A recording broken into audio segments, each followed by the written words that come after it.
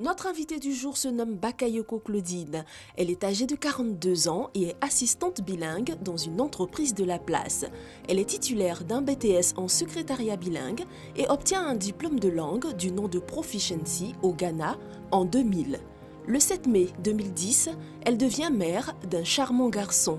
Malheureusement, le bonheur de l'enfantement sera de courte durée. Son trésor naît avec une pathologie qui va changer le cours de son histoire. Avec Jean-Michel Onin, nous aurons plus de détails.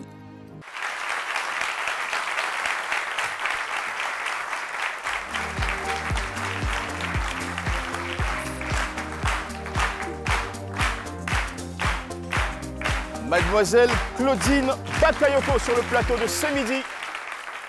Bonjour Mademoiselle Bakayoko. Bonjour Jean-Michel. Merci beaucoup à vous d'avoir eu aussi le courage, pas seulement de traverser toute cette période-là avec votre bébé, mais surtout le courage de venir jusqu'ici, faire profiter à des millions de personnes de l'expérience que vous avez eue. Merci beaucoup. Docteur Philo va regarder, avec sa façon toujours très amusante, votre histoire. Il a mis la blouse blanche pour faire son docteur. Qu'est-ce qu'il sait de cette maladie et comment lui, il y jette son analyse? On découvre tout ça après ça. Le thème du jour, selon Docteur Philo. Alors, pour parler du thème du jour selon Docteur Philo, il faut d'abord poser notre thème. Et le thème de ce jour, c'est « Mon fils a souffert de la maladie de Hirschsprung ».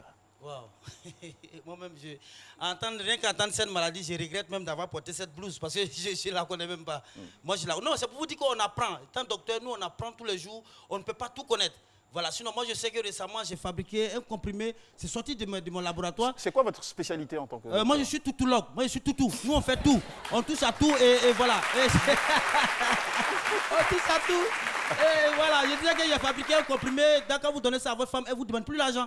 J'ai ça dans mon laboratoire et c'est bien bon pour les fêtes de fin d'année qui arrivent. Et ça va sauver beaucoup de foyers. Alors, cette maladie dont vous prononcez le nom, franchement, je ne sais pas. C'est pourquoi je n'ai pas dormi toute la nuit quand on m'a donné ce thème. J'ai vu que je ne connais même pas. Donc, je me suis habillé comme ça. C'est pour vous dire que moi-même, là, j'ai baissé les bras. La vie, il y a des hauts et il y a des bas. Ça veut dire qu'il y a des choses qu'on peut connaître et puis il y a des choses qu'on ne peut pas connaître. Mais quand je fais... Quand je fais, cette fois, vous parlez de son courage, mais même il faut parler un peu de la blancheur de son cœur. Parce que son espérance qu'elle vient partager là, c'est des millions de foyers qu'elle va sauver. Parce que vous parlez de maladies congénitales. Quand on fait des recherches, c'est dedans. C'est-à-dire que l'enfant même contracte la maladie même dans le ventre de sa mère. C'est-à-dire que même quand tu fais échographie, on ne voit rien. Donc ça ne sert à rien. Quand vous constatez des anomalies à la naissance, il faut aller voir un spécialiste. C'est très important. C'est pourquoi on parle d'expérience. Ça ne sert à rien. Quand l'enfant ne pleure pas, pincer l'enfant, il n'a qu'à pleurer forcément. Ou bien quand l'enfant fait des conneries, on appelle un oncle qui je sais pas, qui a de l'expérience en chômage. Lui, il est gagamou, il vient effrayer les enfants. Gagamou. Ça ne sert à rien. Quand l'enfant présente des anomalies, il faut l'envoyer à l'hôpital, c'est le plus important. Moi, je voudrais vous remercier pour la blancheur de votre cœur. Parce qu'il y a des gens qui sont séropositifs, mais tellement ils veulent pas mourir seuls, ils pataillent. Vous avez un bon cœur, vous venez nous dire ce que votre expérience, ce que vous avez vécu, pour que ces millions de femmes qui nous écoutent aujourd'hui, quand elles voient ça, ces anomalies, elles aillent chez un spécialiste pour vraiment diagnostiquer le mal, parce qu'on ne voit pas, c'est depuis le ventre de la maman, l'enfant dans le ventre de la maman, il ne peut pas parler. Vraiment, merci pour votre témoignage. Nous, on va apprendre. Voilà, en tant que docteur. Alors, mesdames, si ça vous arrive... allez chez un vrai spécialiste, pas un spécialiste comme Docteur Philo. Allez, merci Docteur Philo pour le rire. Un autre spécialiste, lui, disons du reportage, il va vous poser une question aujourd'hui. Connaissez-vous la maladie de Hirschsprung? C'est notre cher Chris Paternassemian. Chris Paternassemian, c'est votre opinion. Et salut Jean-Michel, c'est un plaisir de changer avec vous et comme vous l'avez constaté depuis hier, je suis très heureux de vous retrouver sous ce soleil d'Abidjan. Pour les parents comme pour les enfants, cette maladie entraîne une baisse de l'estime de soi avec un sentiment de honte et de culpabilité. Connaissez-vous la maladie de Hirschsprung? Votre opinion nous intéresse. Non. Là, je ne connais pas. La connotation même déjà est carrément inconnue. Si déjà la connotation me donnait déjà une idée, mais là, sincèrement, je ne vois pas. Non, je ne connais pas la maladie de Hirschsprung. Je n'ai jamais entendu parler de ça. Si c'est une maladie, dites-moi c'est quelle maladie. Mais là, moi, je veux savoir maintenant. Hirschsprung, je ne sais même pas. Je ne sais même pas ce que vous avez dit. Et puis, je ne veux même pas savoir parce que moi-même, j'ai horreur des maladies. Pour moi, si je me lève le matin, je suis en bonne santé, la vie est belle. Point. Il y a encore beaucoup de mystères qui planent autour de cette maladie, mais je reste persuadé qu'avec vous, nous en saurons davantage. À vous le studio, Jean-Michel. Merci beaucoup, Chris Pattern. Alors, avant d'engager la discussion avec vous, mademoiselle Bakayoko, comme l'a dit Chris Pattern-Assemian, nous avons le devoir de donner quelques détails sur cette maladie. La maladie de Hirschsprung est une malformation congénitale au niveau du gros intestin, appelé aussi côlon, qui est présente à la naissance. Elle rend difficile le passage des selles. Et parmi les principaux symptômes, nous avons l'incapacité pour le nourrisson d'aller à la selle dans les 48 heures suivant sa naissance, le gonflement de l'abdomen, les vomissements, et on s'arrêtera là. De toute façon, on en saura aussi davantage avec votre histoire. Mademoiselle Claudine Bakayoko, pour contextualiser, vous êtes une assistante bilingue. En 2010, vous êtes devenue maman d'un petit garçon, avant de découvrir quelques mois plus tard qu'il souffrait d'une maladie congénitale, voilà, mentionnée dans le thème. Vous avez été, non seulement vous, votre bébé, votre partenaire, tous bouleversés, votre quotidien complètement, 4 ans de douleur, on dirait même plus de 4 ans, de stress, de larmes, d'aller et venir entre la maison et l'hôpital. Aujourd'hui, votre fils a 9 ans et Dieu merci, il est complètement guéri. N'empêche, vous avez encore quelques traces de traumatisme. Comment avez-vous lutté et finalement triomphé aujourd'hui? Vous allez partager votre expérience avec nous. L'heure est au témoignage pour tout savoir. Alors, première question, comment s'est déroulée votre grossesse? J'ai eu une grossesse tout à fait normale, comme tout le monde, sans complications. J'ai accouché à terme, normalement. Alors, vous êtes en train de me dire qu'il n'y a à aucun moment été détecté quelques anomalies pendant les consultations prénatales? Non, non. Il n'y a eu aucun problème à ce niveau-là. J'ai eu des consultations prénatales normales jusqu'à l'accouchement. Tout s'est bien déroulé. Il n'y avait aucun signe indicateur qui aurait un problème avec le bébé à la naissance, en fait. Comment avez-vous découvert le problème? Quels sont les signes qui vous ont alerté? Alors déjà, il était très, très souvent constipé pour un bébé, vu qu'il ne mangeait pas d'aliments lourds. C'était bizarre, mais bon, on gérait. Jusqu'à ce qu'il ait 2 mois et qu'il ne puisse pas du tout aller à la selle et que même pour faire du vent, il pleurait. Il se tordait de douleur, il pleurait et j'ai alarmé son père. Je lui ai dit, je pense que le petit, il a un souci. Donc on est allé à la PMI. Parce que j'étais en visite chez mes parents à l'intérieur du pays, on est allé à la PMI et quand on a expliqué les symptômes au pédiatre qui était là, il nous a dit c'est pas bon signe, il faut aller immédiatement à Abidjan en chirurgie pédiatrique, plus précisément à Trècheville, au CHU de Trècheville. Voilà. Et vous êtes rendu donc à Abidjan? Oui. Vous avez consulté un spécialiste? Oui, en chirurgie pédiatrique, comme il avait indiqué. Nous avons fait certains examens qui ont montré que les intestins du petit étaient vraiment dilatés et qui étaient prêts à exploser d'ailleurs. Donc il fallait les décongestionner en fait. Et ensuite faire une intervention qui consisterait à enlever la partie des intestins qui ne fonctionnait pas. Mais à 2 mois, déjà une intervention chirurgicale, n'était-ce pas trop tôt? C'était trop tôt. Le professeur qui nous suivait dans le temps a estimé que c'était trop tôt, donc qu'il fallait attendre qu'il ait 12 mois pour faire l'intervention. Mais entre 3 mois et les 12 mois, il fallait chaque jour faire un lavement évacuateur. C'est quoi un lavement évacuateur? Un lavement évacuateur, c'est une sonde qui est longue comme ça, largeur comme mon doigt, avec des trous qu'on introduit dans le rectum de l'enfant qui arrive aux intestins. Et ensuite, on injecte de l'eau tiède avec de l'huile de paraffine qui se vend en pharmacie. Donc, on injecte et on fait les massages au niveau du ventre, de sorte que les selles puissent passer par les bouts qui sont dans les intestins et les selles descendent, en fait. Et ça décongestionne l'intestin de l'enfant. Donc, on a dû faire ça tous les jours pendant 9 mois. Vous êtes en train de dire que pendant 9 mois, l'enfant était interné à l'hôpital? Non, il n'était pas interné. Vu que je devais retourner sur mon lieu de poste, j'étais en poste à Daloa, à l'intérieur du pays, et les médecins étaient à Abidjan. Du coup, on m'a montré, ils ont dû me montrer comment faire. Oula.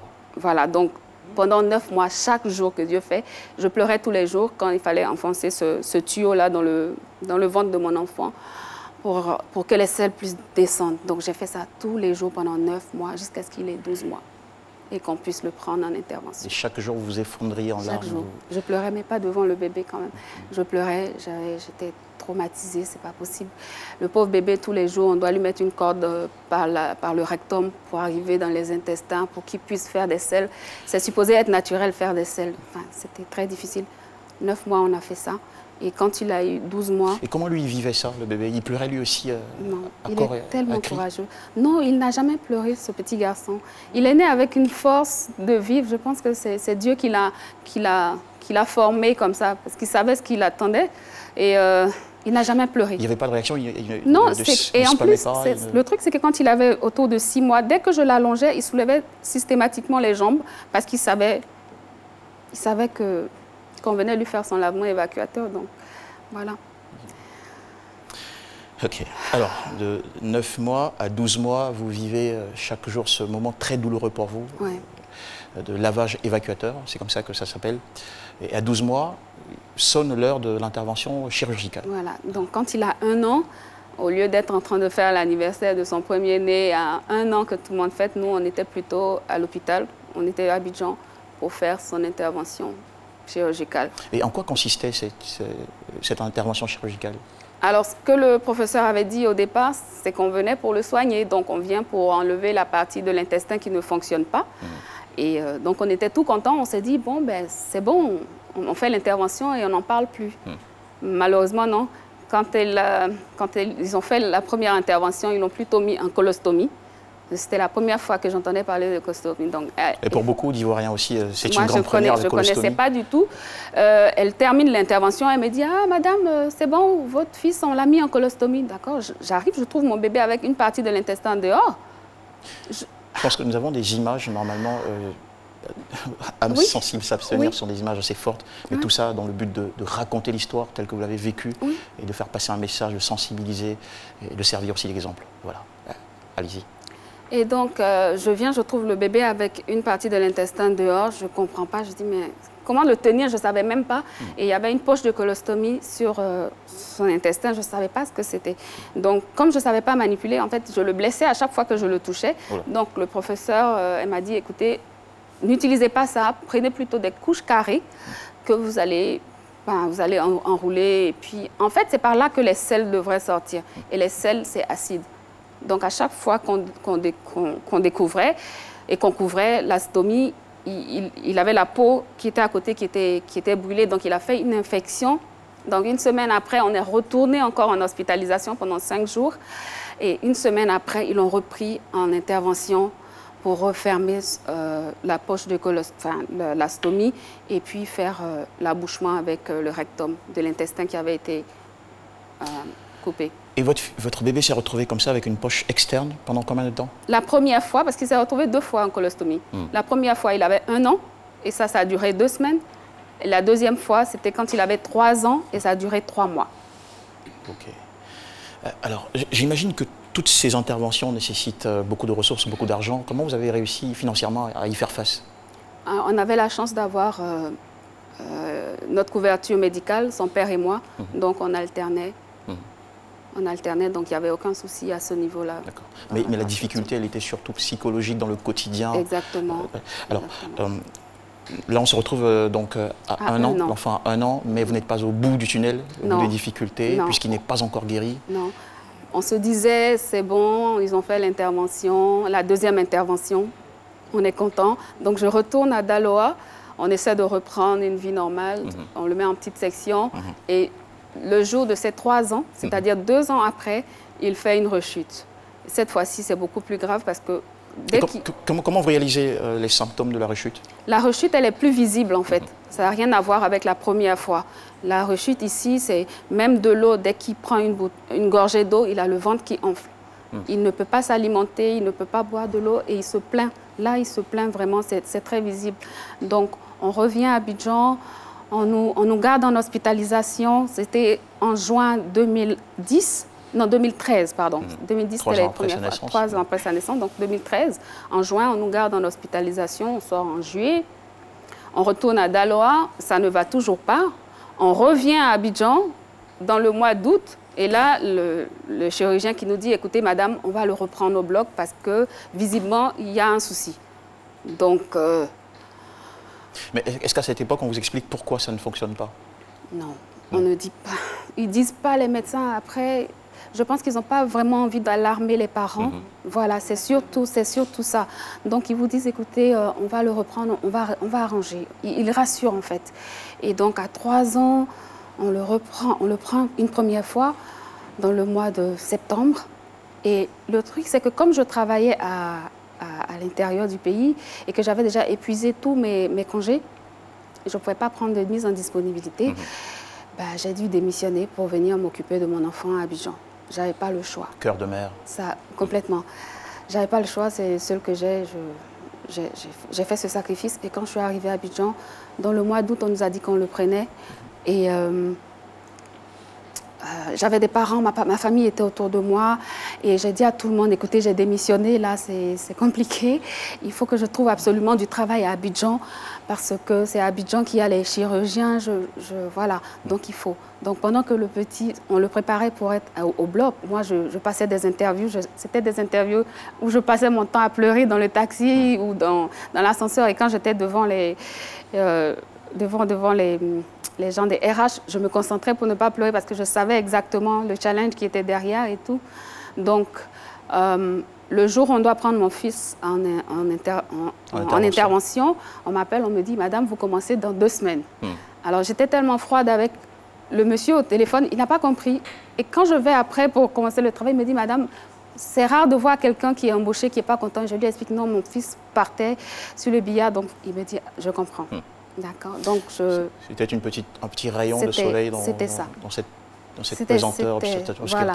Mais vous avez beaucoup souffert parce qu'à un moment donné, vous nous disiez que vous demandiez même dans vos prières, Seigneur, je ne veux plus vivre, j'en peux plus. Oui. Et c'était pas encore là le moment parce qu'en septembre, on a fait l'intervention, on s'est dit c'est bon, tout va bien. Donc en octobre, on l'inscrit en petite section. Octobre, fin novembre, rechute encore. Là, c'est beaucoup plus grave. Oui, c'est des mois, je ne sais pas si vous voyez. On parle de août, on parle de septembre, on parle de octobre. Et le médecin nous dit, bon, écoutez, on va le réopérer. Là, j'ai dit, Seigneur, je vais mourir. On va le réopérer. Il n'a même pas fini de cicatriser de la première. C'est pas possible, ça fait même pas 2 mois. J'ai eu envie de mourir, mais bon, je me suis accrochée. Donc, en décembre, on le met en colostomie, là. Et en colostomie, il est resté de décembre jusqu'à février. Oula. Et son état s'est vraiment pas arrangé parce que même les médecins ne comprenaient pas pourquoi est-ce que ça n'allait toujours pas. On était obligé de lui mettre une sonde nasale parce qu'il vomissait sans arrêt, c'était des vomissements. Donc, le professeur avec qui on travaillait, le professeur Bancolé, elle a été très formidable. Elle a dit, écoutez, madame, on va évacuer le petit. On va évacuer le petit, alors l'enfant sera envoyé dans un autre pays. On viendra avec tous ces détails-là juste après ce carré publicitaire, mesdames et messieurs, sur RTI 1. Revenez. Bonjour 2020. Bonjour 2020 Abidjan, 2 dates. Bonjour 2020 Abidjan, 2 spectacles. Bonjour 2020 Abidjan, 1 lieu. Palais de la Culture de Trècheville, salle à Noumambou. Bonjour le Classico Allez, vendredi 27 décembre. Bonjour le Classico Retour, samedi 28 décembre. Bonjour depuis 13 ans. Bonjour, un concept RTI. Les premiers gestes du matin sont essentiels pour bien démarrer la journée. L'eau minérale naturelle Assini participe à votre équilibre et vous met en pleine forme. Assini fait partie de vos moments de partage avec vos amis. Assini partage vos instants de complicité en famille. Au sport, au bureau, entre amis ou en famille, l'eau minérale naturelle Assini est présente et partage vos instants de vie. Un produit NBC.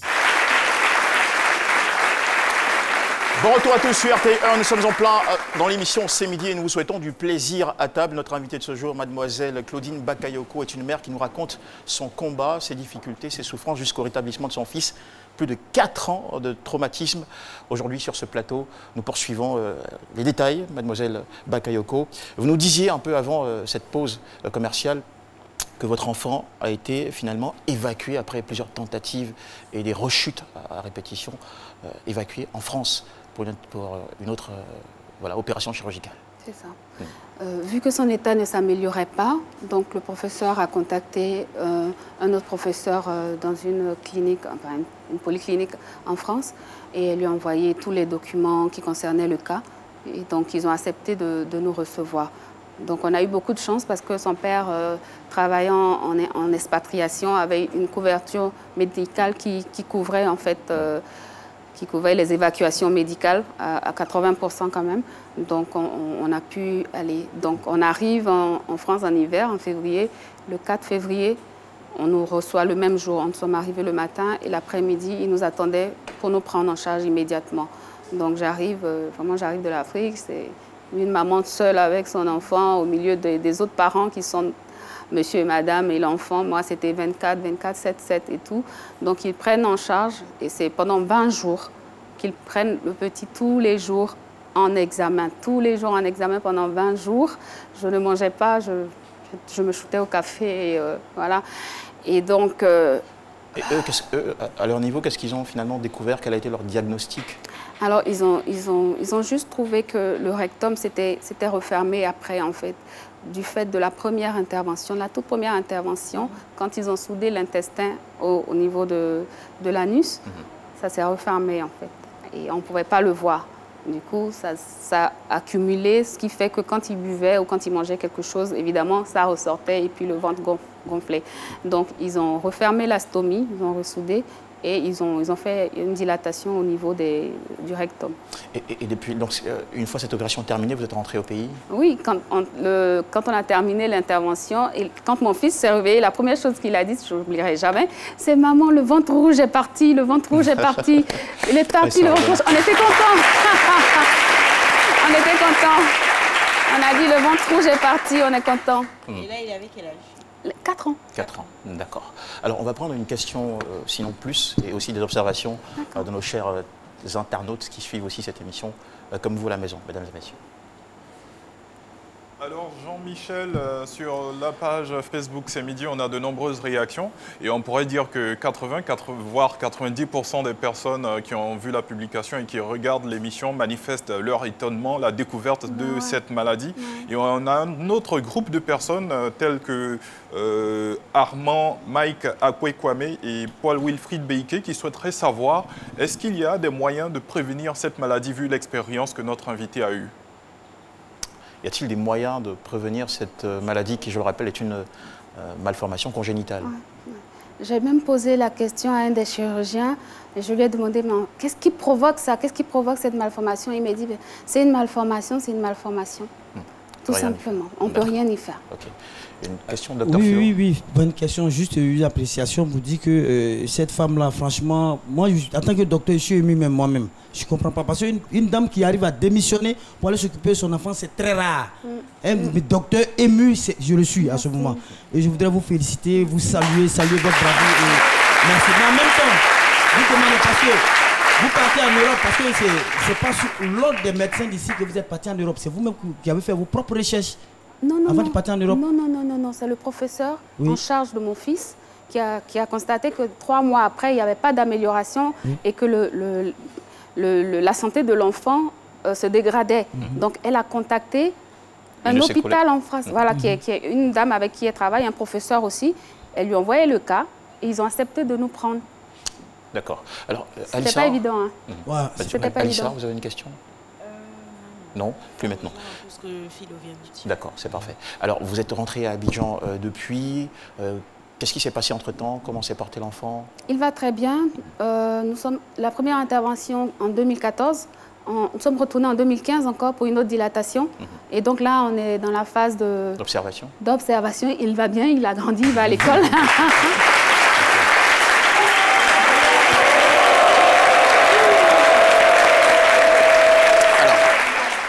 Super, on l'embrasse. Un courageux garçon. Oui, il va bien. Dieu soit loué. Alors, après avoir vécu toute cette période tumultueuse, traumatisante, est-ce que vous rêvez de faire un deuxième enfant? Parce qu'il a besoin aussi d'un frère ou d'une sœur pour s'amuser, il ne doit pas se sentir tout seul. De dire, je ne suis pas encore prête, je suis un peu traumatisée. Vous n'êtes pas encore prête? Non. Et pour quelle raison? Parce que j'ai peur, je me dis, qu'est-ce qui prouve que l'autre enfant ne va pas revenir malade? Qu'est-ce qui prouve qu'il ne va pas revenir malade? J'ai fait 5 ans j'ai subi 5 ans de maladie avec mon fils, de traumatisme. Non, je ne suis pas encore prête. Non. Et qu'est-ce qu'il pense, votre mari, de tout ça? Alors, avec le père du petit, on est séparés. Donc, désolé. Non, mais c'est bon, c'est la vie. On est séparés, mais ça n'a rien à voir avec la maladie, c'est autre chose, mais voilà. D'accord. Oui, Alissa. Est-ce que lui, il demande à avoir un petit frère? Il demande, il pleure, je veux un petit frère, je veux une petite soeur. Je lui dis, oui, mais ma soeur a une fille. Oui, mais je veux de ton ventre et tout. C'est pas possible. Hein. Alors, chose formidable avec vous, c'est que vous avez transformé toute cette expérience-là aujourd'hui en une sorte de combat en faveur des autres. Vous avez créé en 2016 une ONG qui s'appelle Christem pour assister les enfants en stomie jusqu'à leur guérison. Quelles sont vos méthodes de travail de façon pratique sur le terrain? Comment vous fonctionnez? Alors, nous sommes en collaboration très étroite avec le CHU de Treichville. J'ai gardé le contact, je ne les ai pas lâchés. Et eux, à chaque fois qu'ils ont un enfant qui est mis en colostomie, ils m'appellent, ils ont mes contacts. CHU de Treichville, Cocody et Yopougon, chirurgie pédiatrique, ils ont mon contact. À chaque fois qu'un enfant est mis en colostomie, on m'appelle, on me dit « Ah, maman Clo-Clo », c'est comme ça qu'ils m'appellent affectueusement. « Ah, maman Clo-Clo, on a un enfant pour toi. » Et je me déplace, je parle aux parents parce qu'un parent qui rencontre un étranger, il n'est pas très à l'aise. Alors, dès que je dis « Écoutez, j'ai eu mon enfant aussi qui était en stomie, mais il va bien. » Alors, on sent l'espoir sur le visage de la personne et je leur montre comment utiliser parce que j'ai appris à mes dépens à utiliser une poche de colostomie. Je suis la spécialiste des colostomies. Alors, je leur montre comment on utilise une poche de colostomie, je l'installe et je leur donne. On leur donne gratuitement, on ne fait pas payer parce qu'une poche coûte 5 000 francs CFA. Et on la change chaque 2 jours si vous avez la chance. Et c'est pas possible. Ouais. C'est une situation qui vous a rendu aujourd'hui un peu psychologue aussi de parents dans ce type de situation. Complètement. Parce que ayant vécu ce qu'ils vivent, je sais trouver les mots pour leur parler, tout à fait. Pour les encourager. Alors financièrement, comment vous vit votre organisation? Financièrement, c'est un peu compliqué parce qu'on n'est pas subventionné, on est encore tout nouveau, 3 ans seulement, on n'est pas subventionné, donc c'est vraiment du bouche à oreille qu'on fait. Voilà, et complètement, sur fonds propres, ça c'est trop évident. Alors, sur fonds propres, j'ai des amis, des parents que je contacte qui me soutiennent. Ce sont des... C'est juste... C'est touchant, vous n'imaginez pas. Merci beaucoup. Nous allons maintenant demander à notre cher sage qu'est-ce qu'il pense, notre doyen, qu'est-ce qu'il pense de tout ça, de toute cette belle histoire. C'en est une quand même, malgré les moments sombres et difficultueux. C'est une victoire. C'est une victoire finalement. Allez, c'est la minute du doyen dans C'est midi. Cassie Quadio, c'est la minute du doyen.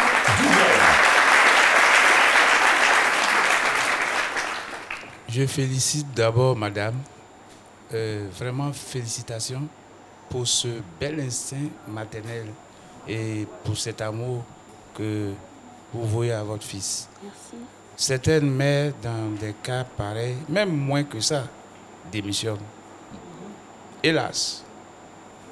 Alors, je devais revenir un peu sur cette anomalie, mais Jean-Michel en a déjà suffisamment parlé. Je vais tout juste ajouter un petit détail. C'est que c'est une anomalie qui se traduit par un manque de cellules nerveuses au niveau du gros intestin. C'est ce qui entraîne son dysfonctionnement et par conséquent la difficulté à évacuer les selles notamment. Bon, mais pourquoi ça se passe comme ça? Eh bien, il va falloir répondre aussi à la question à quelle étape du processus de formation de l'organe quelque chose n'a pas marché. Et quoi qui n'a pas marché? Ben, nous avons beaucoup à savoir. Nous avons beaucoup à apprendre. Que Dieu nous aide. Amen. Merci beaucoup, cher doyen. Mademoiselle Bakayoko, ça a été un plaisir de vous recevoir sur ce plateau. On embrasse votre fils. Merci. Bah, vous aussi, on vous envoie beaucoup de courage pour la suite. Merci. Le bon travail que vous faites avec Christem. Vous avez envie de placer un dernier mot, c'est ça? Oui. Alors, ce que je voulais dire à tous les Ivoiriens, c'est que on ne peut pas aider tout le monde, mais on peut aider quelqu'un. D'accord? Donc, quand on regarde autour de nous, ceux qui souffrent, il ne faut pas fermer les yeux dessus. Moi, je me suis consacrée aux enfants qui sont malades en stomie. Il y en a qui font les enfants qui ont des cancers. Il y en a. C'est ensemble qu'on va arriver à rendre ce monde meilleur. Et vraiment, j'invite tout le monde. Ce samedi, je vous invite, je profite pour vous inviter, à une journée porte ouverte qu'on organise pour parler de notre ONG, notre mission, nos challenges, nos besoins. Tout le monde, on est là de 9h jusqu'à 16h à la Riviera au Baobab. Et voilà, on aura les chirurgiens avec nous, ils nous accompagnent, ils ne nous lâchent pas, ils sont vraiment formidables et on attend tout le monde pour venir. Ok, merci beaucoup. Merci. Voilà, plein de succès à vous. Merci. Nos célébrités, leur actualité, leur délire, leurs écoles.